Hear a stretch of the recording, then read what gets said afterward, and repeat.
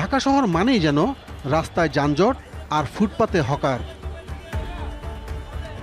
অবাক হলেও সত্য যে শহরে কতজন হকার আছে কিংবা কতগুলো হকার্স মার্কেট আছে এমন প্রশ্নের সুনির্দিষ্ট উত্তর জানা নেই খোদ সিটি কর্পোরেশনের।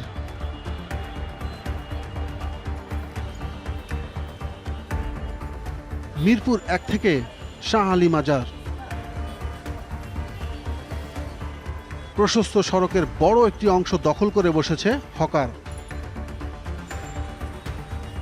যানবাহন চলছে সংকুচিত পথে, পথচারীরা বাধ্য হচ্ছেন রাস্তায় নামতে।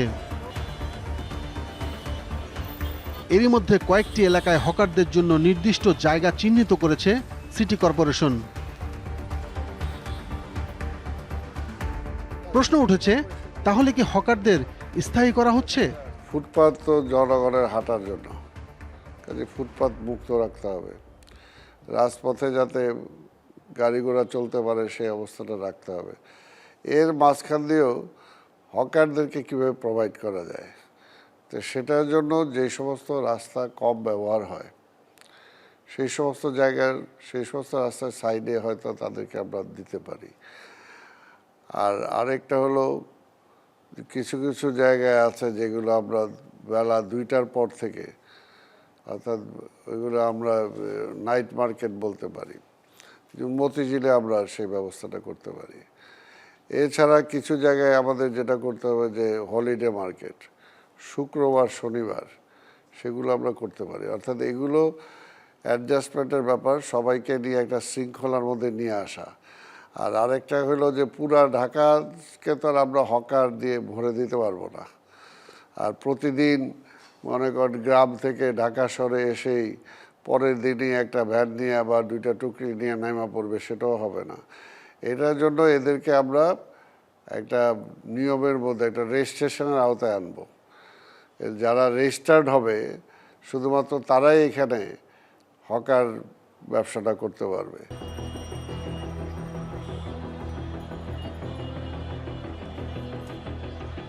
আমরা এবার হকারদের মতামত জানতে চাই। আমরা তো অবশ্যই বৈধ হতে চাই। কিভাবে? সরকার আমাদের যেভাবে ভালো চায়, যেভাবে সরকার আমাদেরকে ভালো করতে পারে। আপনি কি ট্রেড লাইসেন্স করতে চান? ট্রেড করতে চাই। তবে এমন উদ্যোগ নতুন নয়। নথিপত্র বলছে 1994 সালে টোকেন ব্যবস্থা চালু হয়েছিল। 2017 সালেও উদ্যোগ নেওয়া হয়েছিল শুধু গুলিস্তান এলাকায় আইডি কার্ড দেওয়ার। একনেক সবাই সিদ্ধান্ত হয়েছে হকারদেরকে পুনর্বাসন করার জন্য, কইয়া সিডি লেখছে। সেই সিডির আলোকে ঢাকা দক্ষিণ সিটি কর্পোরেশনের তৎকালীন মেয়র উদ্যোগ নিছে হকার তালিকা করার জন্য। তালিকা করছে, তালিকা করে তাদেরকে আইডি কার্ড দেওয়ার কথা ছিল, তাদেরকে বিভিন্ন জায়গা ঠিক করে দিছিল। কিন্তু দেখা গেছে ওই লাইনম্যান নামদারি চাঁদাবাজরা তাদেরকে সরকারের কথা শুনতে দেয় নাই। মিছিল মিটিং করাইয়া, বিশৃঙ্খলা করাইয়া তাদের একটাই দাবি যে আমরা ফুটপাতেই থাকব। তো ফুটপাতে থাকলে কি হবে? চাঁদাবাজিটা করতে পারবো। আর যদি সরকারের জায়গায় চইলা জায়গা, সরকারের নিয়ন্ত্রণে চইলা জায়গা, তাইলে অবৈধভাবে চাঁদাবাজি করতে পারবো না। তত্ত্বাবধায়ক সরকারের আমলে রাজধানীর কয়েকটি স্থানে চালু করা হয় হলিডে মার্কেট। শুধু ছুটির দিনে বসার কথা থাকলেও পরে সেগুলোতে হকাররা প্রতিদিনই বসতে শুরু করে। 2017 সালে হকারদের চাকরির সুযোগ দেওয়ার উদ্যোগও নেওয়া হয় সরকারি খরচে বিদেশ পাঠানোর কর্মসূচিও। তবে চাকরির জন্য কেউ আবেদন না করলেও 69 জন আবেদন করেছিলেন বিদেশে যাওয়ার জন্য। সেই 69 জনের কতজন বিদেশ গেলেন সেই তথ্য জানতে আমরা আবারও হাজির হই ঢাকা দক্ষিণ সিটি কর্পোরেশনে, কিন্তু এই তথ্যও জানা নেই দায়িত্বশীল কর্মকর্তাদের। আমার আসলে জানা এই বন্ধু আমি আসলেও নতুন। গত 30 বছরে নেওয়া হয়েছে 30টিরও বেশি প্রকল্প, নির্মাণ হয়েছে 40টিরও বেশি হকার্স মার্কেট, পুনর্বাসনের দাবি করা হয়েছে 17,000-এরও বেশি হকারকে। ফুটপাত খালি না হওয়ার নেপথ্যের বাস্তবতা তুলে ধরলেন এই হকার নেতা। একাধিক মামলা আছে যাদের বিরুদ্ধে, তারাই চাঁদাবাজি করে। এদের কোনো রাজনৈতিক দল নাই। এরা যখন যে সরকার আসে ওই সরকারের কতিপয় খারাপ লোকের সাথে সুসম্পর্ক করে চাঁদাবাজি করে ওই খারাপ লোকের অংশ দেয় এবং প্রশাসনের কতিপয় অসাধু পুলিশ সদস্যের সাথে যোগাযোগ এদের আছে। বিশেষ করে পল্টন থানায়, মতিঝিল থানায়, শাহবাগ থানায় এবং নিউ মার্কেট থানায়, সকল থানায় কম বেশি চাঁদাবাজ আছে।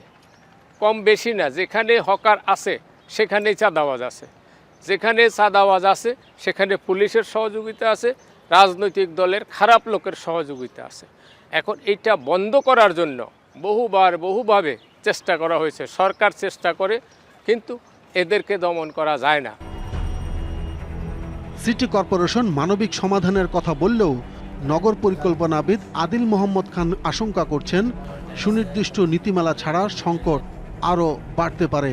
এই যে পথচারীদের জন্য যে ফুটপাত তৈরি করা হলো, সেটা দিনের পর দিন কি করে আমাদের এই হকাররা দখল করে নিল, নিশ্চয়ই রাষ্ট্র অজানা না। রাষ্ট্র জানে, রাষ্ট্রের পুলিশ জানে, প্রশাসন জানে। আবার এই হকাররা যাদেরকে মাসোহারা দিয়ে থাকেন, চাঁদা দিয়ে থাকেন সাপ্তাহিক, মাসিক, ডেলি বেসিসে, এর পেছনে একটা রাজনৈতিক চক্র থাকে, তাদের কেউ ক্ষমতাসীনও থাকেন। তাহলে এই যে একটা ইকোসিস্টেম দাঁড়িয়েছে, সেই ইকোসিস্টেমে কে কোথায় কী ধরনের টাকা পয়সা নিয়ে দিনের পর দিন দখল করে আছেন, এটা রাষ্ট্রের কাছে এটা পুরো একদম ক্রিস্টাল ক্লিয়ার। রাষ্ট্রের কাছে সব তথ্য থাকে। তারপরেও রাষ্ট্র কী করে? রাষ্ট্র এই যে পুরো বিষয়টাতে বিস্ময়করভাবে নীরব থাকে। এবং এই কারণে সাম্প্রতিক সময়ে যে রাষ্ট্রের উদ্যোগ হকার নীতিমালা করা হলো, কোথাও আমাদের দেখেছি যে হকারদের জন্য ফুটপাত বা সড়কে দাগ টেনে দেওয়া হচ্ছে, কিন্তু মানুষ জানে যে পুরো যে চক্রটা, সেই চক্রকে যখন না প্রশ্ন করা হচ্ছে, ততক্ষণ পর্যন্ত এই যে হকার নিয়ে যে কোনো উদ্যোগ, সেটা আসলে টেকসই হবে না।